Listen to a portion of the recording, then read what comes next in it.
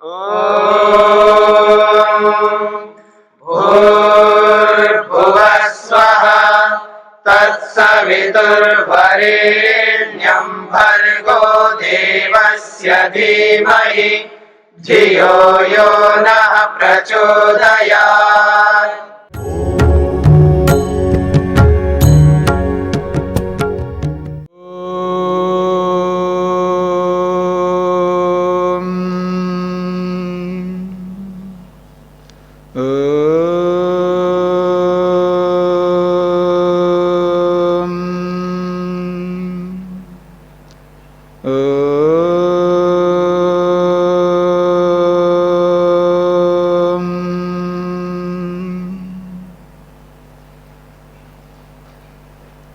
सांख्य दर्शन का 71वां दिन, पृष्ठ संख्या 137, सूत्र संख्या 119।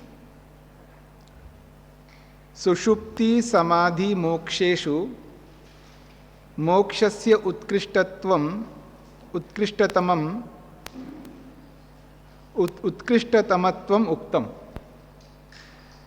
तस्य च ताभ्यां भेदोऽपि दर्शितः।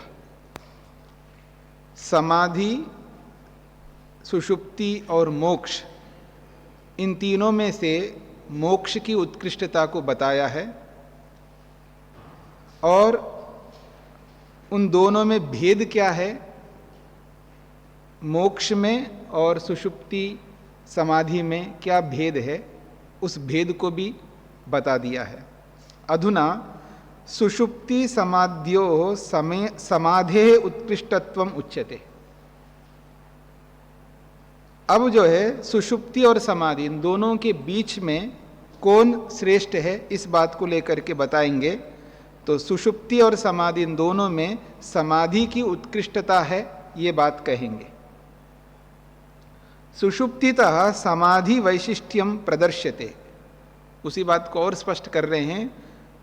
निद्रा की अपेक्षा समाधि की उत्कृष्टता है, इस बात को प्रदर्शित करेंगे। यद अभ्यास वैराग्याभ्याम लब्ध समाधिर्भवति, जो कि अभ्यास और वैराग्य के माध्यम से समाधि को प्राप्त किया जा सकता है। बिना अभ्यास के, बिना वैराग्य के समाधि नहीं मिल सकती। तो अभ्यास और वैराग्य के माध्यम से समाधि को प्राप्त की जा सकती है। जीवन मुक्तो जीवन सन मुक्तो न तो नितांत मुक्तः। जीवन मुक्त उसको कहते हैं जो जीता हुआ ही मुक्त होता है, यानी शरीर में रहता हुआ ही मुक्ति जैसा अनुभव करता है, नितांत मुक्त नहीं होता है। तस्य स शरीरत्वात्, क्यों वो नितांत मुक्त नहीं होता? क्योंकि शरीर विद्यमान है, शरीर में रहते हुए नितांत मुक्त नहीं हो सकता। सच चरम देह, वो व्यक्ति जो है जीवन मुक्त जो व्यक्ति है उसको चरम देह नाम से भी कहा जाता है, यानी अंतिम शरीर वाला। यावत देह तावत दोष योग, जब तक शरीर रहेगा तब तक दोषों का योग होगा। दोष से यहां पर वैसा दोष नहीं है, यहां दोषों का योग रहेगा जब तक शरीर है। इसका यह अभिप्राय नहीं है कि व्यक्ति गलती करता हो, वो वाले दोष नहीं यहां पर, क्योंकि चरम देह वाला व्यक्ति गलतियां नहीं करता, ये याद रखना। क्योंकि शरीर छूटा मुक्ति में जाने वाला है, तो उसके जीवन में अविद्या नहीं रहती है, वो ऐसा दोष नहीं करता। यह दोष का अभिप्राय है योगिक अर्थ में है। जैसे भूख लगती है व्यक्ति को, यह दोष है शरीर के कारण से। प्यास लगती है, भूख लगती है, नींद लेना पड़ता है व्यक्ति को, ये सब दोष है। इस प्रकार के दोषों को लिया जा रहा है यहाँ पर, वैसा दोष नहीं है। बात समझ में आ रही है? तो कह रहे हैं यावत देह तावत दोष योगा, जब तक शरीर है तब तक दोषों का योग है। तो यहाँ दोषों का योग का मतलब है वही दोष लेना है जो स्वाभाविक दोष होते हैं। भूख लगना, प्यास लगना, नींद का आना, ये स्वाभाविक दोष है। क्लेश कर्म योगवान, ऐसे ही वो कर्म योग यानी कर्म फल उसका बचा हुआ है।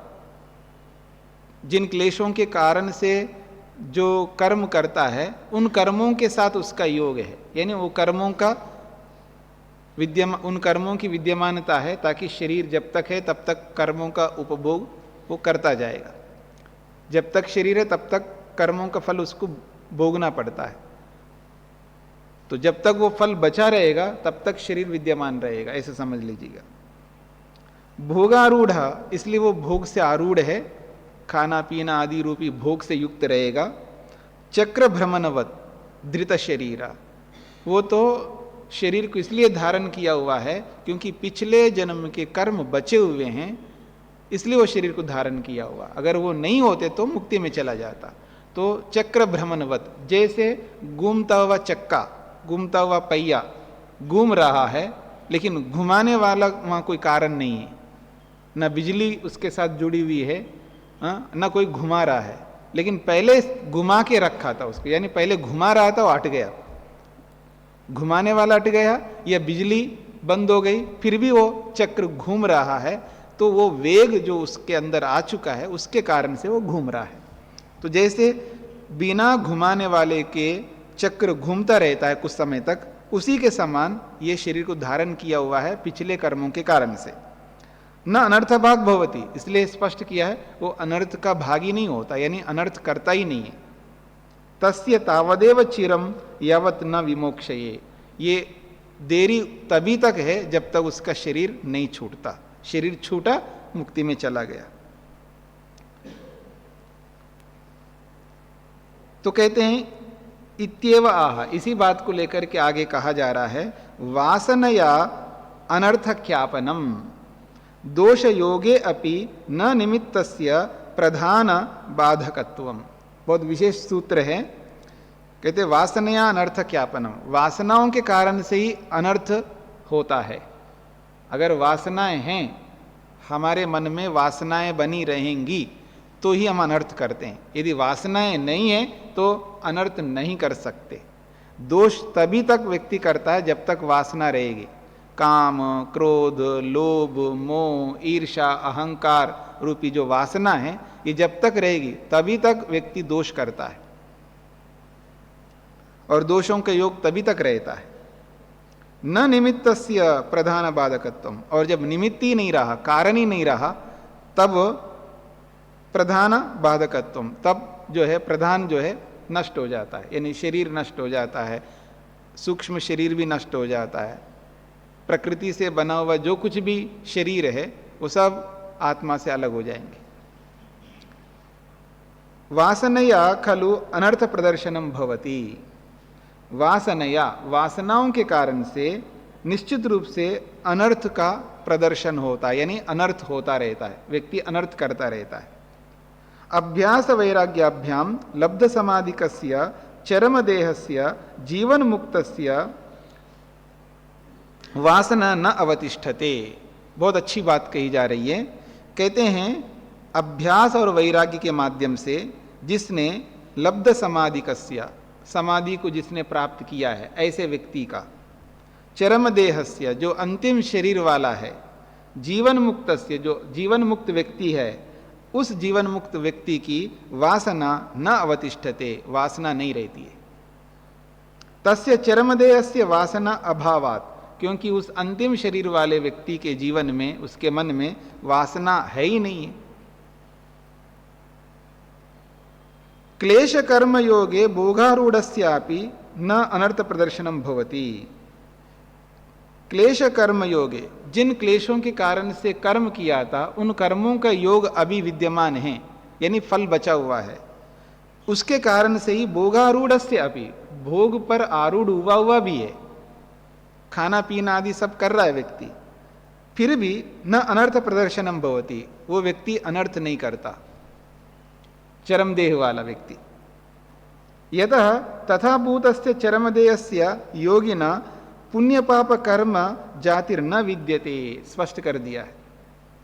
कहते हैं यथा, क्यों वो अनर्थ नहीं करता है, तो कहते हैं तथा भूतस्य चरमदेहस्य, ऐसे स्वरूप वाला जो चरमदेव योगी है, ऐसे योगी का पुण्य पाप कर्म जाति न विद्यते, पाप और पुण्य रूपी जो कर्म जाति है, कर्म समुदाय है, उसका है ही नहीं है, बचा ही नहीं है, ताकि वो अनर्थ करता हो तो अनर्थ कराने का जो पाप और पुण्य कर्म है वो है ही नहीं उसके। मेरी बात समझ रहे हैं?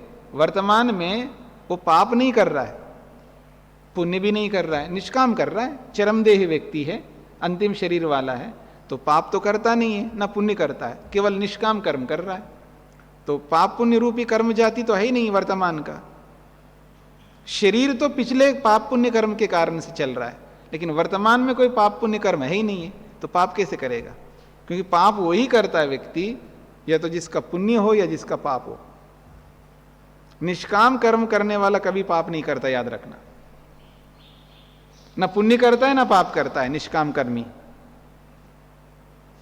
पाप पुण्य रहते हैं तभी व्यक्ति पाप या पुण्य करता रहता है। अच्छा काम कर रहा तो भी उसके पुण्य है इसलिए करता है, यानी अगला पुण्य कर्म। पिछले का पुण्य कर्म है इसलिए अगला पुण्य कर्म करता है, या पिछले के पाप कर्म है तो अगला पाप कर्म करता है। अब पाप और पुण्य कर ही नहीं रहा है, निष्काम ही कर रहा है, तो फिर वो पाप करता है ना पुण्य करता है, बस निष्काम कर्म करता जाता है। चरमदेही व्यक्ति है, यही कहना चाह रहे हैं। ऐसे योगी का पुण्य पाप कर्म जातिर न विद्यते, ऐसे योगी व्यक्ति के पाप पुण्य रूपी कर्म जाति नहीं है। उक्तम ही, जैसा भी कहा ही है योग दर्शन में, अशुक्ल कृष्णाम सन्यासी नाम क्षीण क्लेशानाम चर्मदेहानाम इति। वो क्यों नहीं करता पाप? तो कहते हैं अशुक्ल कृष्णा, क्योंकि वो निष्काम कर्म कर रहा है। शुक्ल और कृष्ण, शुक्ल का मतलब है पुण्य कर्म, कृष्ण का मतलब पाप कर्म, और अशुक्ल कृष्ण यानी निष्काम कर्म। न शुक्ल है न कृष्ण है, यानी निष्काम है। तो अशुक्ल कृष्णा, जो निष्काम कर्म करने वाले हैं, कौन है? सन्यासी नाम, जो सन्यासी हैं। कैसे वो सन्यासी? केवल लाल कपड़ा पहना हुआ नहीं है। कैसा है वो? क्षीण क्लेशा नाम, जिसने अपने क्लेशों को नष्ट कर दिया है, ऐसा सन्यासी। और कैसा है वो? चरम देहा नाम, जो अंतिम शरीर वाला है। ये निष्काम कर्म की परिभाषा दी है यहां पर। हर कोई व्यक्ति निष्काम कर्म नहीं कर सकता, याद रखना। कौन कर सकता है? तो कहा अशुक्ल कृष्णा, जो न पाप करता है न पुण्य करता है, जो कि सन्यासी होता है। और वैसे ही सन्यासी नहीं है जो क्लेशों को नष्ट किया है, ऐसा सन्यासी, जो अंतिम शरीर वाला है, ऐसा व्यक्ति निष्काम कर्म करता है। दोषानाम क्लेश कर्मादि नाम निमित्तम वासना, कहते हैं दोषानाम क्लेश कर्मादि नाम, दोषों का या क्लेश कर्मों का जो निमित्त है वो कौन है? वासना। वासना ही निमित्त है। वासनया ही ते प्रवर्धन्ते, क्योंकि वासना से ही वो प्रवृत्त होते हैं पाप पुण्य रूपी कर्म। वासना रूपस्य निमित्तस्य प्रधान बाधकत्व मोक्षे भवति। और मोक्ष में होता क्या है? तो कहते हैं वासना रूप जो निमित्त है, प्रधान बाधकत्वम, जो मुख्य कारण है, उसका बाधकत्वम, उसका नाश मोक्षे भवति, मोक्ष में हो जाता है। मुक्ति में वासना रूपी निमित्त का विनाश होता है, इसलिए वहां पर मुक्ति में रहने वाला व्यक्ति कभी किसी दुख से ग्रस्त नहीं हो सकता, दुखातीत होता है और आनंद से परिपूर्ण होता है।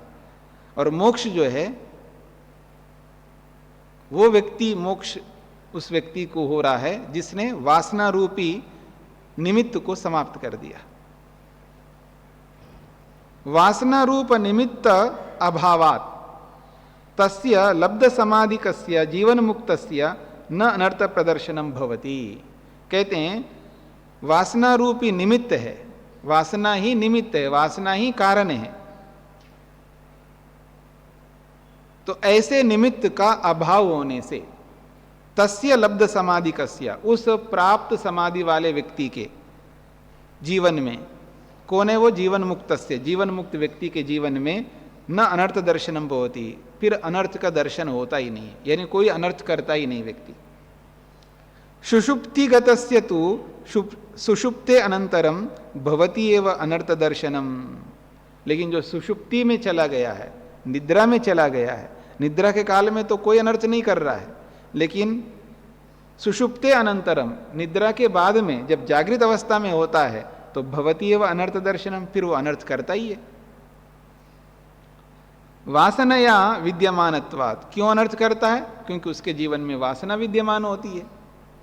तस्मात् सुषुप्तितः समाधि उत्कृष्टतरा, इसलिए कहा जाता है सुषुप्ति की अपेक्षा से समाधि उत्कृष्टतर है।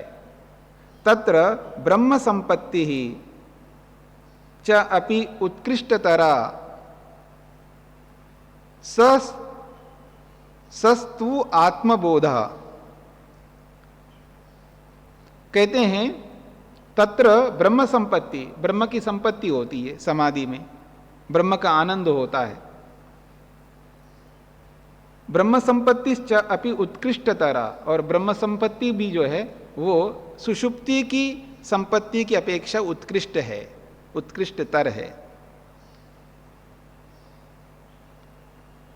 सस्वात्मबोधा, और वो आत्मबोध से युक्त भी रहता है, आत्मा के यानी आत्मबोध सहित रहता है वो, यानी परमात्मा का तो बोध रहता ही है, लेकिन स्वात्मबोध, यानी स्वात्मबोध है ना सह, ऐसा है, यानी आत्मबोध सहित रहता है, यानी परमात्मा का तो बोध होता ही है लेकिन आत्मा का स्वयं का भी बोध रहता है उस समय समाधि में, ये कहना चाहते हैं।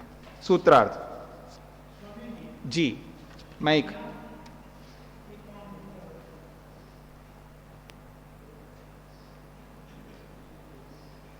जी, हम यहाँ सेवा करते हैं आश्रम में। जी बोलिए। हम यहाँ आश्रम में सेवा करते हैं तो ये पुण्य कर्म है कि निष्काम कर्म है? ये तो पुण्य कर्म है। निष्काम कैसे होगा फिर? निष्काम के लिए योग्यता चाहिए, पाप नहीं होना चाहिए जीवन में। निष्काम के लिए योग्यता बताइए ना। निष्काम करने वाला व्यक्ति वो व्यक्ति होता है जो पाप कभी नहीं करता, और सन्यासी का होना है, उसको सन्यासी बनना होगा और क्लेशों को समाप्त करना होगा, तब जाकर के वो निष्काम कर्म कर सकता है। जी, हम लोग पुण्य कर्म कर सकते हैं। जो सेवा जो है, सेवा निष्काम भी होता है और सकाम भी होता है। मेरी बात समझ रहे हैं आप? जी। सेवा जो हम करते हैं वो सकामता से भी करते हैं और निष्कामता से भी कर सकते हैं, लेकिन निष्कामता से करने के लिए योग्यता होनी चाहिए, बहुत बड़ी योग्यता होनी चाहिए। तो जो भी सेवा करते हैं आश्रम में वो पुण्यकर्म कहलाएगा, लेकिन वो स्थिति आ गई हो किसी व्यक्ति के अंदर, इतनी अधिक योग्यता आ गई हो तो वो निष्काम बन जाएगा वही सेवा। ये हमारे हाथ में है, उसको सकाम बनाना है या निष्काम बनाना है। ठीक है जी। अगर मान लीजिएगा कि किसी व्यक्ति को आश्रम में सेवा करते हुए 10 साल हो गए, ठीक है, और 10 साल से मैं उसको देख रहा हूँ सेवा करते हुए, मैं एक शब्द नहीं बोलूँगा उनके लिए कि बहुत अच्छी सेवा करते हैं, हाँ। और लोगों की जो 1 महीने 2 महीने सेवा करके जाते हैं उनकी बड़ी प्रशंसा करता जा रहा हूँ, और आपकी 10 साल से सेवा कर रहे हैं, आपकी कोई प्रशंसा नहीं कर रहा हूँ। और आपके मन में कभी ना आ रहा हो, कभी भी स्वप्न में भी, देखो मेरी एक बात नहीं बोलते हैं, मेरे ये 2 शब्द मेरे बारे में बोलने में क्या दिक्कत आ रही है इनको, इतने सालों से मैं सेवा कर रहा हूँ। ठीक है, ये बात आती ही नहीं आती है, व्यक्ति में आती है कि मेरे बारे में देखो मैं इतनी सेवा करता हूँ, मेरे पूछ ही नहीं है, मेरे कोई देख ही नहीं रहा, कोई मेरा सत्कार ही नहीं हो रहा है, मेरे कोई कुछ आदर नहीं करता, मेरे कुछ पता नहीं कितनी कितनी बातें आती हैं मन में। ये सारी बातें इसलिए आती है क्योंकि हमारे में सकामता है, हम अपनी सेवा का प्रतिफल चाहते हैं। ठीक है ना, कोई मेरे को कहे, मेरे पूछे, मेरे को भी देखे, मेरा भी कुछ अस्तित्व हो यहाँ पर, ये सारी भावनाएं जब रखता है व्यक्ति तो समझ लेना ये सकामता है। और नेक करे कुएं में डाले, और कुछ नहीं सोचे कोई कि मैं जितना अधिक सेवा करूं मेरा इतना ही अधिक नज़रअंदाज किया जाए मेरा। ठीक है, मैं कितना ही अधिक सेवा करूं मेरी ओर से मेरी नज़रअंदाज करे, मेरे कोई पूछे ही नहीं है, इससे तो बहुत अच्छा लगेगा मेरे को, क्योंकि मेरी सेवा जो है भगवान के अकाउंट में जुड़ता जाएगा, नहीं तो इसके अकाउंट में जुड़ेगा। इसने 2 शब्द बोल दिया तो बस हो गया, फल मिल गया आपको। ठीक है जी। तो बड़े अकाउंट में डालने की चेष्टा करता है व्यक्ति, छोटे अकाउंट में नहीं डालता है। मान लीजिए इन्होंने 1000 रुपये दान दे दिया, धन्यवाद जी, और उन्होंने 10 दिया थे, अरे आपने 10,000 दिया, बहुत बहुत धन्यवाद, आपको तहे दिल से धन्यवाद करता हूँ, 2-4 शब्द उनके लिए ज़्यादा बोलूँगा। और आपने 1 लाख दिया तो दोनों को भूल जाऊंगा, फिर आपको बोलूँगा, और आपने 10 लाख दिया तो आपको बोलूँगा। वो तो बदलता जाता है। ये तो इतना ही सुख है, क्या शादी किया साहब इसने, बहुत बढ़िया शादी किया, क्या खर्च कर दिया, आपने बहुत अच्छी शादी किया, ये सुनने के लिए वो इतना खर्च करता है आदमी। समझ रहे मेरी बात को? और वो भले आदमी, इतने भूखे लोग हैं, इतने दुनिया में बहुत सारे लोग हैं, हाँ, उसमें से कुछ पैसा उनको दे देता है या उनका काम करता, कोई कोई करता है। आज किसी ने मेरे को कहा जी मैं बेटी की शादी करना चाहता हूँ। अच्छी बात है, खर्चा क्या है? नहीं, खर्चा विशेष नहीं है, लेकिन शादी के उपलक्ष्य में 10 बेघर लोगों के लिए घर दे रहा हूं मैं। बहुत बढ़िया काम कर रहे हो। जिनके पास घर नहीं है, ऐसे बेघर वालों के लिए 10 घर दे रहा हूं मैं बना करके शादी के उपलक्ष्य में। मैंने कहा बहुत अच्छा काम कर रहे हो, ऐसी शादी करो। अबे आप 10 घर नहीं दे सकते, 1 घर दे देना। 1 घर नहीं दे सकते तो आधा घर दे देना। आधा घर नहीं दे सकते तो कुछ तो दे दो, 1 कमरा दे देना किसी को। कुछ तो, इतना तो सामर्थ्य आपके पास, और वो इतना पैसा खर्च करते हो केवल ये बात सुनने के लिए, बड़ी अच्छी शादी की इन्होंने, बहुत अच्छा खर्च किया है, बस ये सुनना है। ये अच्छा है, ये 10 लोगों को घर दे दिया तो वो जीवन भर याद रखेंगे आपको, जीवन भर आपको दुआ देते रहेंगे, जीवन भर आपको कितना सुख देंगे वो लोग। आचार्य जी, 10 लोगों को घर देना भी वो वैसा ही कार्य है, वो उसको किराए पर उठाकर और कहीं और शिफ्ट हो जाएंगे। नहीं नहीं, विकल्प पात्र को देना उचित है। अच्छा, मैं ये कहना चाह रहा हूं कि अपात्र को दो। मैं यही तो चाह रहा हूं आप, मैं ये नहीं कह रहा हूं कि जिस किसी को भी घर दे दो। मेरा अभिप्राय ये है कि जो योग्य व्यक्ति है, पात्र व्यक्ति है, जो आपके निकट रहते हैं, जो आपके साथ काम करते हैं, जो आपके नीचे रहते हैं, जिनके पास बेचारों के पास घर नहीं है, ऐसे लोगों को घर बना के दे रहे हो और काम आपका ही कर रहे हैं वो लोग, और उनके पास घर नहीं है। ऐसे लोगों को दो ना, पात्र व्यक्तियों को दो। हम कब कह रहे हैं कि सड़क पर चलने वाले किसी को पकड़ करके दे दो, फिर उनको दे दो, फिर वो घर, उन घरों को किराए पे चढ़ा देंगे और इधर उधर घूमते रहेंगे। ऐसे लोगों को थोड़ा देना है, पात्र व्यक्ति को दो। हम ये नहीं कह रहे हैं किसी को भी दे दो, देख करके दो, उसमें कोई बात नहीं है, लेकिन पात्र व्यक्ति को देने से पुण्य मिलता है। ठीक है, चले जी आगे। सूत्रार्थ करना है ना।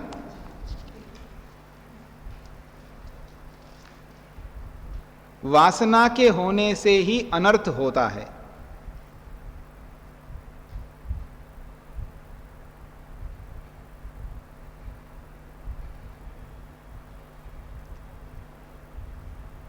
वासना के होने से ही अनर्थ होता है।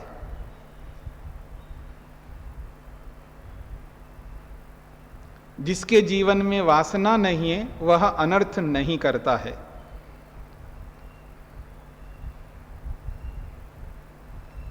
जिसके जीवन में वासना नहीं है वह अनर्थ नहीं करता है।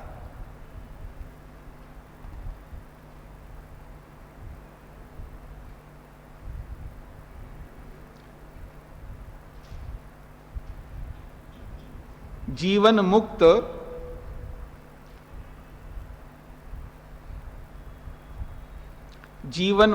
योगी के, जीवन मुक्त योगी के पूर्व जन्मकृत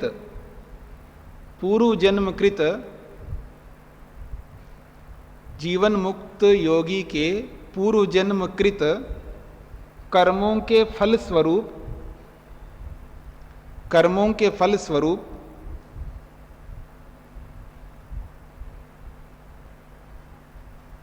शरीर धारण किया हुआ होता है।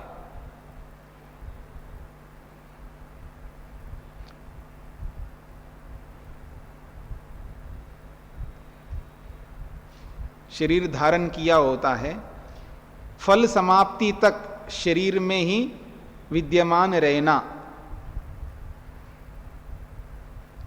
फल समाप्ति तक शरीर में विद्यमान रहना,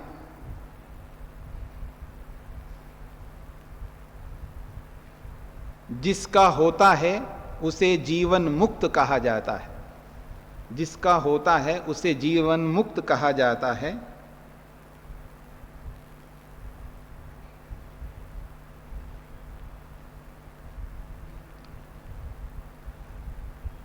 उसे जीवन मुक्त कहा जाता है। ऐसे जीवन मुक्त योगी के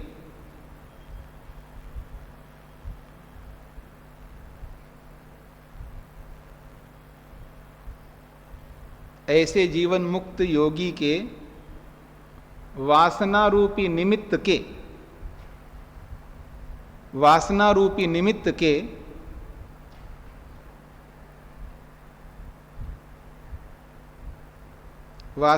निमित्त के नष्ट हो जाने से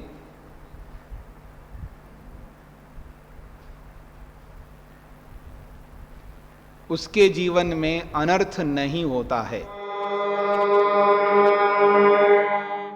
द्यो शान्तिरन्तरिक्षं शान्तिर्पृथिवी शान्तिरापः शान्तिरोषधयः शान्तिः वनस्पतयः शान्तिर्विश्वे देवाः शान्तिर्ब्रह्म शान्ति सर्वं शान्ति शान्तिरेव शान्ति क्षमा शान्तिरेधि।